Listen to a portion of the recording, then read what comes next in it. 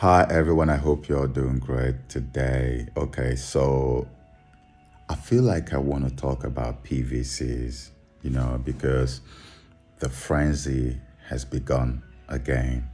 And I I always ask myself this question, what is it about us that we are so helplessly forgetful? I don't understand. Maybe someone has an answer to that. 2019 is just a few years behind, right? And we all witnessed what happened in Nigeria. In my short life on earth, I had never seen such a massive campaign for people to go and secure their PVCs carried out in Nigeria. Never in my life. It was so widespread. It was so intense. It was ferocious, if I can use that word. Like everywhere you turned, it was as if our life depended on that. You go into a church, you come into a mosque, event centers, almost everywhere, even on the roadways, on the streets. The campaign for PVC was on another level. The frenzy was mad. Even women were posting videos of how they denied their husbands sex because of PVC. If you don't get your PVC, you're not getting it. We saw all those videos, right? And so people were running helter-skelter, looking for PVCs, sharing videos of the frustration that they were encountering trying to get PVCs. You see people queuing in lines to get PVCs and showing you the queue, how that they've been there for hours and they're not getting the PVCs. Some people even shared how that they've been coming to the same place for PVCs for more than 1 week and had not been able to get it, and they just got frustrated and decided to give up. So they push you to go get PVCs and then they frustrate you getting the PVCs. This happened in 2019. It's happening in 2022. And we are still going back to square one. Churches have started again campaigning for PVCs. Organizations have started again to campaign for PVCs. Celebrities have started again to campaign for PVCs. And so for all these people who are campaigning for PVCs now, can I ask a very simple question? When the PVCs you campaigned for in 2019 did not do anything at all, because 2019 elections ended up being the most rigged election in Nigerian history, hands down, as far as I'm concerned. If you think I'm lying, please tell me. So what did you do when your PVCs never went home with the bearers? And when some of the bearers of those PVCs never got home alive, and when some of those PVCs went home with bloodstains, what did you do? We all vested our hope on Atiku and Obi. We believed that they were going to be the messiahs to come and save us. Oh my gosh. The frenzy was on another level. You have to be obediently articulated, we were told. And people were pouring in, were trooping out to get obediently articulated. And when they finished being articulated, when it became obvious that Atiku had won hands down, even to an unborn child, INEC stepped in and did what they know how to do best. Everybody was waiting for Atiku to step up and fight, knowing that so many young Nigerians had laid down their lives trying to make him president with their PVCs. Did you see Atiku move at all? Did you see him make any move? All we saw were just choreographed rubbish. Oh, his son-in-law has been arrested. Oh, Atiku says, calm down, we're on top of it. And that was how everybody kept coming down until 2022. And then the same Atiku is back again to ask you to make him president. The same guy. And watch, Nigerian youths are filing behind him to make him president. And they're going to give you reasons why he has to be president. When I made my previous video about Atiku and Obi then, no one believed me.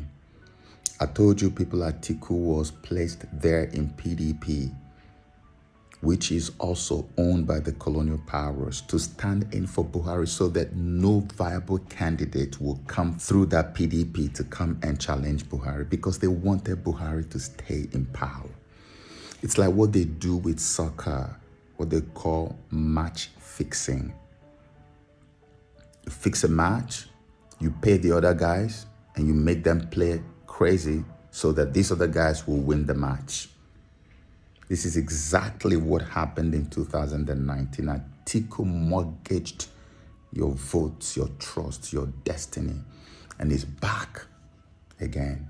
And you're going to file behind him to make him president. And I'm pretty sure that the colonial powers are going to compensate him this time around for what he did for them in 2019, having groomed him already to be the next president of Nigeria.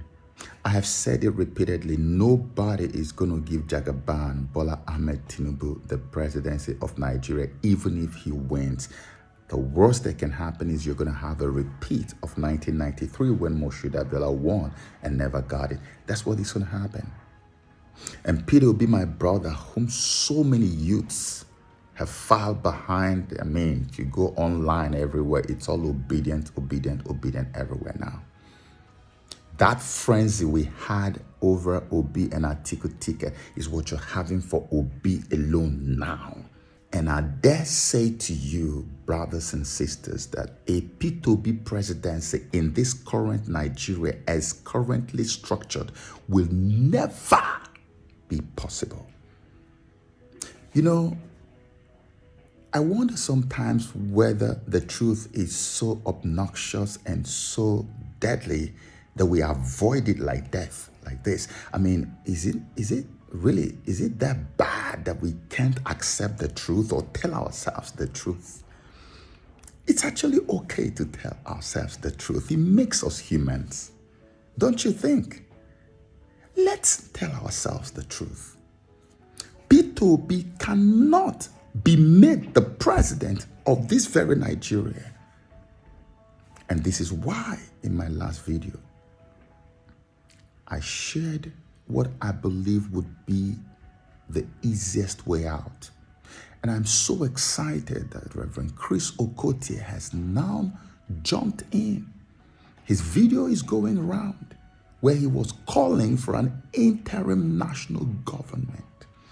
If all of us agree on this, that let's end this whole voyage to 2023 elections, because it is potentially cataclysmic and dangerous in nature. The kind of crisis we had in 1993 will become a child's play to what will happen in 2023. Because the people have had it up to here. That's why you see the youth filing behind Obi. They are rejecting all the establishment parties and their candidates. They are not happy. But this filing behind a man who we know is credible and prudent and has integrity, but will never be there, is not the solution. The solution is to stop the process entirely and let it not even happen. Because the structure of Nigeria actually makes you, the Nigerian, a product, not a person. It makes the country a company, not a country. This, I will leave you to investigate and check it out for yourself. If you have a country where you don't have a say, where the youths who are told that they are the future of tomorrow, the people who are told that they own the power that the politicians are dispensing every day, when they come for a protest and say, we've had enough of this, and they get killed, When they go to vote and they can't go home because they have been killed, even with their PVCs. If you are in such a country and still there is no review of the system that engenders this kind of wickedness on its people, my question to you is, do you still think that you are living in a country and that you are a person? Why are we still going to election to validate this system that is killing us? To validate this system that is destroying you and I? To validate a slavery system? I am not trying to impose my opinion on you. I actually want you to tell me what you think about this interim national government thing and this PVC thing. I want you to reason with me. What do you think, please? Can you comment underneath this video and tell me what you think? What are your thoughts? What are your views? What are you thinking lately? Should we carry on this way and only take action when disaster and chaos has broken out? Does that make us humans? I am pleading with you. Give this another thought. We can begin this movement online, and gradually you will see it overflow on site. That's how many massive revolutions have started. Do not play down on our resolve to bring about the change that we desire. We know that the enemies are intent on imposing the same slavery system on us, on making it continue.